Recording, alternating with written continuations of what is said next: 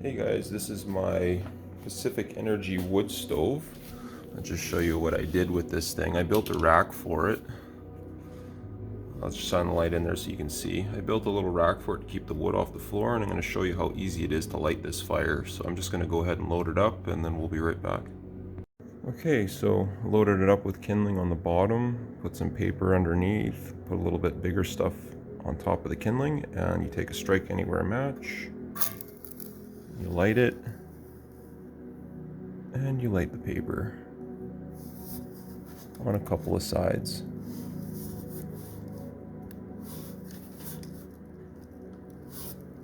And then you watch it go. Oh yeah, and I should probably turn the air to full. We'll just watch this burn here for a minute, and it'll get going real quick because that rack that keeps the wood off the floor lets air underneath, and the fire gets going really good, really quick. Also, with that rack on the floor, I don't get a lot of ash. I don't get a lot of coal buildup.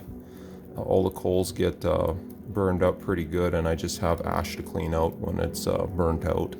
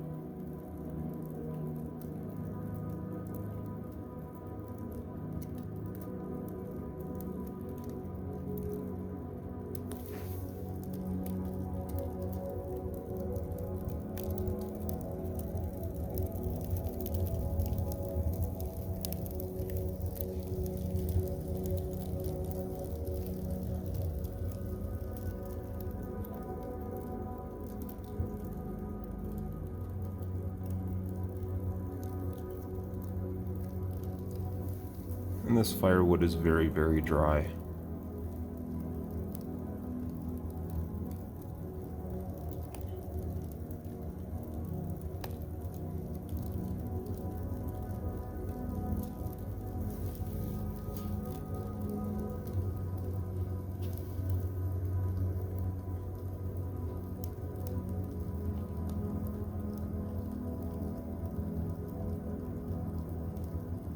I like to let it burn with the door open for a little bit, just to get the flame going really good. You get a little bit of heat going up the chimney. I don't know if you can see this, but the smoke is kind of rolling up.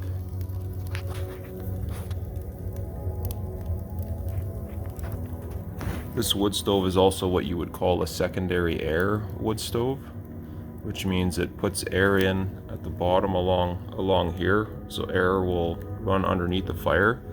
And it also means on the top, you can see that there's a plate up there with a bunch of little holes in it, and it lets air come down, and it looks like fire's coming out of them, but what it's doing is it's burning the wood vapors, because the wood is evaporating essentially, and it's burning all the gases up, and you don't get any creosote buildup in your chimney because you're burning all of that smoke or the gases that are in the smoke, and that's the stuff that collects and creates creosote. So I think this is ready to close the door now, and I put it on full air. And we'll come back in, I don't know, about 15-20 minutes, and we'll probably throw some wood on it and slow the air burn down. Okay, it's been about 10 minutes, and got quite a bit of heat in the firebox now, and the chimney's getting pretty warm. I got a gauge on the chimney up here, and we're a little bit in the red, and I'm probably ready to put some more wood on this thing. But before we do, I just want to show you a few modifications I made to this thing just to make it more efficient and better. So you can see that silver pipe there. I made a little box to go attached to the back of the wood stove there, and what this is there's an air vent that goes on the back side of the wood stove, and it goes up this way, and then it pulls air and it comes out this way over the top of the wood stove, and it's just to keep heat off of the wall.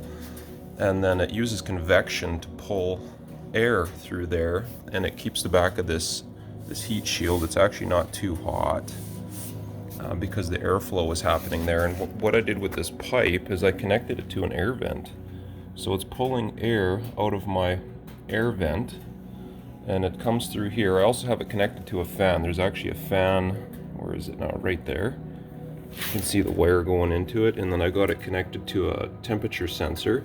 That temperature sensor, when it gets hot enough, I'll turn that fan on. It'll pull air from the vent and push it up through here and up along the back side of the stove, and then it pushes it out here, and then I get some airflow through the house that way. Rather than just convection, I have a little fan pushing it. Also on the intake side of the stove, I did a modification too, because sometimes your house will get stuffy in the winter because you don't have a lot of airflow coming in, because you're trying to keep all the heat in your home.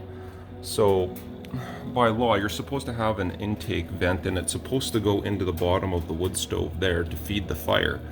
But what I did instead was I let the firebox breathe its air from inside the room. So there's an intake port down there. I don't know, maybe you can see it. Maybe you can't, it's a little dark.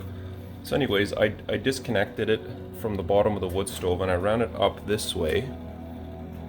And I also have a fan connected there if I want more to heat the room up faster, because the chimney gets hot. I turn the fan on. But anyway, so the air flows up this way, and then I've got it going into an 8-inch pipe that flows all the way up here, and the air comes out the top there.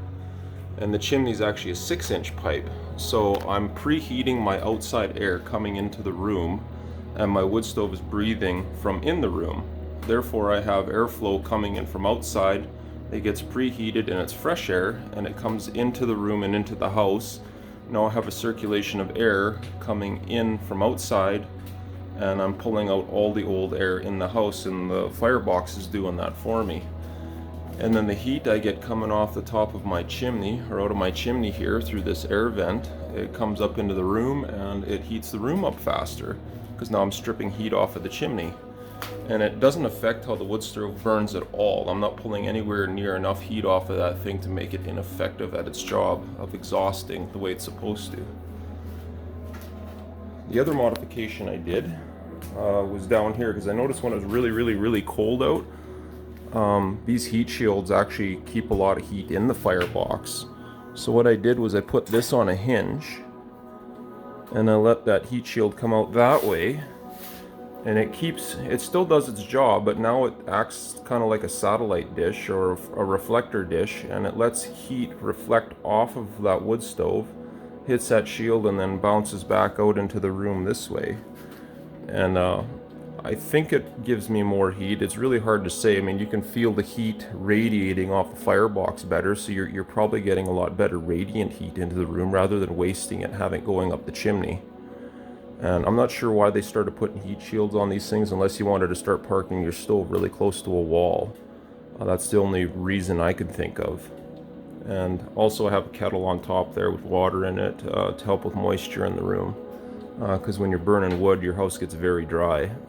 And you don't really want a dry house because it's very staticky, and it's just nice to have some moisture. So anyway, we'll come back and have a look at the fire. You can see it's burning really good. I got my wood supply across from the wood stove, several feet away for safety.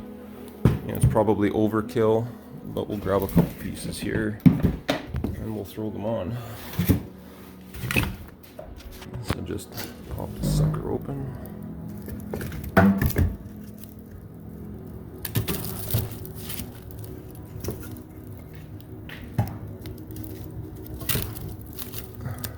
Add a couple there.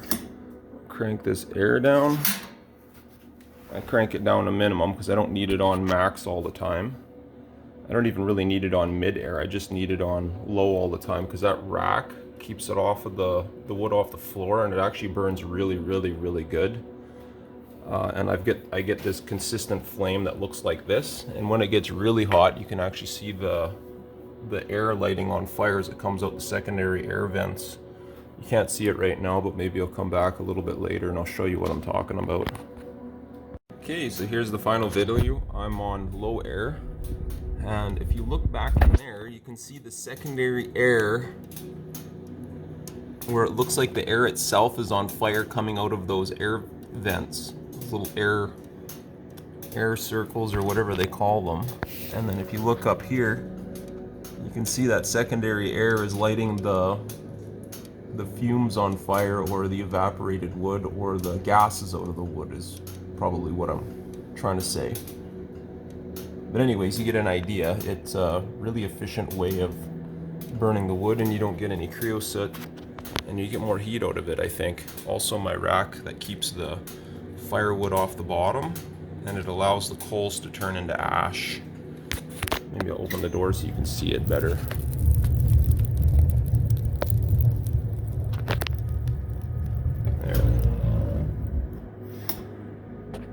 There's one more modification I'd like to do to this stove to improve airflow in the house. I wanted to take an intake pipe and connect it to there, and then run it to the back side of the wall here, and go up the wall, and then go along the ceiling, and then go through that wall there. And I'll just walk into the kitchen, and then run it along the top there, and move it over to the range hood. And come down through the cupboard, on the inside of the cupboard, and bring it to where that fan is for the range hood, and connect it there. And then I would seal off this vent, because all this vent does is put smoke into the kitchen when you turn it on. This thing doesn't actually vent outside. It's stupid design.